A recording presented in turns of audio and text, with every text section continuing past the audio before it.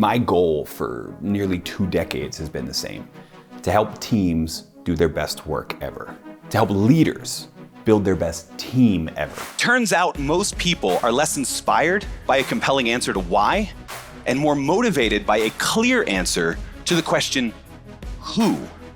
As in, who is served by the work that we do? At the core of doing your best work ever is the team that you're working on. Work is teamwork.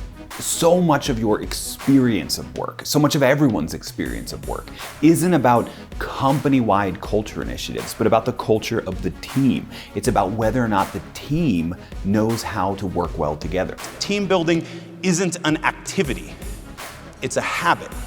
When I'm getting ready to take the stage, I'm not rehearsing the same talk I've given 55 times before. I'm scanning peer-reviewed journals. I'm reading the business headlines. I'm looking for what is the current state of research on leadership, on teamwork, on collaboration, and what are the best examples that will illustrate those insights? How do we distill those insights into practical things that people can do the moment they leave the event? And I use that to build every single talk. Because without application, there's no transformation. Make time in your regular schedule to meet the direct beneficiaries of your work. So many of us are working on really complicated projects that involve all sorts of problem solving, and so we're sitting in meetings and we're writing reports and we're forgetting to interact with the people who are going to benefit by the work that we're doing. Every time you hear about someone who's served by the work that you're doing, every thank you that you get, capture it, save it for when you or anyone else needs a powerful story about how the work that we're doing matters.